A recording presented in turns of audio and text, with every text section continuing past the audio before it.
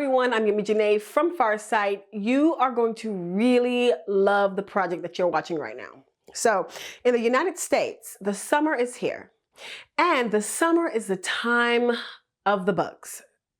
Now, before you go and grab that can of bug spray, I want you to do a mental exercise with me, all right? Forget that you are human for just a moment. Let us say you are a giant bug, a huge insect, and you've never seen anything in your existence except other insects that look just like you. Just bear with me for a moment.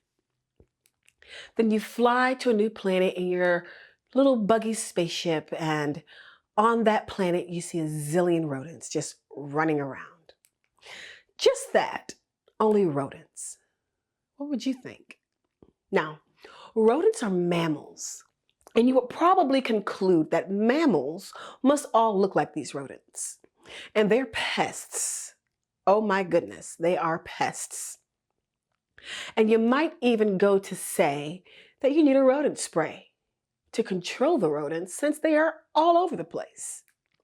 So you'll go to your store or your version of a grocery store and buy a rodent spray to see if you can clear out a place on this new planet to build a nice insect house for you to live in, complete with a huge flat panel TV. Since you have never seen a large mammal, you would probably conclude that mammals are all pests, and you want to keep them far, far away from you. Now, let's flip this and say you are a large mammal. And the only insects that you have ever been exposed to are the ones that bite you when you go outside, or that invade your house through cracks or whatever, so that you would think about the idea that there could be large insects that are as large as a human or even larger. The only thing that would be required for that to happen is for the species to have an exoskeleton rather than an internal skeleton of the type that humans and other mammals have. Other than that, the large insect would have the same needs as any other creature, a circulatory system type of thing, breathing apparatus, a mouth to eat with, and some ability to communicate. So the big thing would simply be the exoskeleton, something that covered their bodies rather than an internal skeleton like we humans have. That is it. The only thing different is where the skeleton is located, inside or outside. Well, for a great many years, UFO abductees have been talking about seeing large insect beings on the UFO ships. That's right, big bugs, like really, really big bugs. Moreover, these insects are really, really smart, and they are telepathic, just like everyone else on these UFO ships. And they work side by side with other beings who have skeletons on the inside, like us humans. Well, we do remote viewing here at Farsight, and we have encountered such large insect beings for a long time. We call them insectoids. And indeed, they are large, and they really look like insectoids. And they indeed have exoskeletons. But at Farsight, we've never done a full investigation of the insectoids. Now, I'm not talking about the situations in which we're investigating something else and then just so happen to come across an insectoid. Rather, a real investigation of the insectoid species specifically. So eventually, our director, Dr. Courtney Brown, wrote up a project that addressed just the insectoids. None of us remote viewers who work at Farsight had any idea that this was coming. And remember that we do all of our work completely blind. We are not told anything about a project or its target until after all of our remote viewing is completed. We do not talk about any of our projects amongst ourselves when we do our work. Everything is done completely blind at Farsight. Everything. So then this project comes along, and we're only sent a text on our phones telling us when our sessions are due. That is all we're giving, a due date, period. If you think about it, the fact that our remote viewing sessions at Farsight have so much overlap for each project is absolutely amazing. The reports from the different remote viewers are all corroborating. That alone is evidence of how real all this remote viewing stuff actually is. But I digress. Back to the insectoids. Every project has a target, and the target serves as a focus for our remote viewers. And again, remember that our viewers are never told anything about the targets until after their work is completed and they do their target reveal. But now, at Farsight, we have long recognized that there are two basic categories of extraterrestrials, and they are the good ETs and the bad ETs. The bad ETs are those ETs who've been running prison planet Earth for literally thousands of years. And the good ETs are those who are now trying to free humanity from this prison planet. Long story, but we've explained all this in many of our previous projects. So go watch those. Again, back to the insectoids. We have observed that there are insectoids working among both good ETs and the bad ETs, just like there are grays working among both groups. The major difference is that those who work for the bad ETs are essentially slaves of a group who we identify as reptilians. And those who work for the good ETs are free and a lot happier.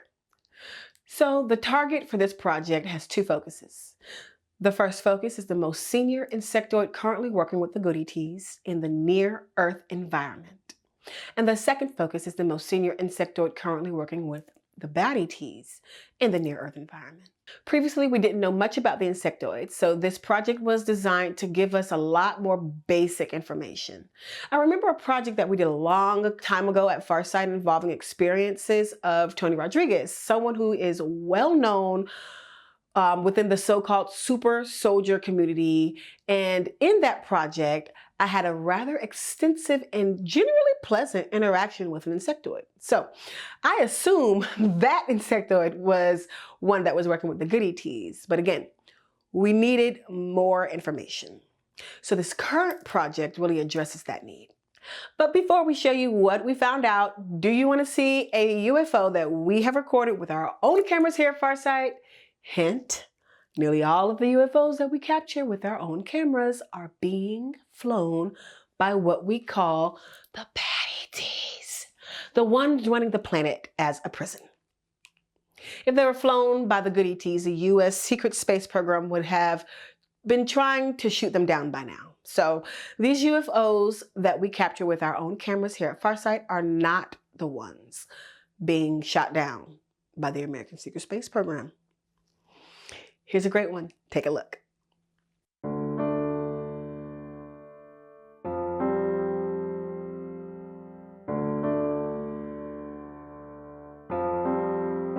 Remember that we are trying to encourage other people to make their own UFO videos by following our methods. We have figured out how to evade the ET stealth check by shooting at 120 frames per second and in infrared. You can see the details of our methods on our website, farsight.org. And you can see us analyzing our footage in various projects on farsightprime.com. Also, you can see a variety of UFO clips for free on our director's Instagram page, Courtney Brown Farsight. That is Instagram, and then Courtney Brown Farsight. Instagram is really convenient to watch on your phone, so we hope you get interested in shooting your own videos of the ET spacecrafts.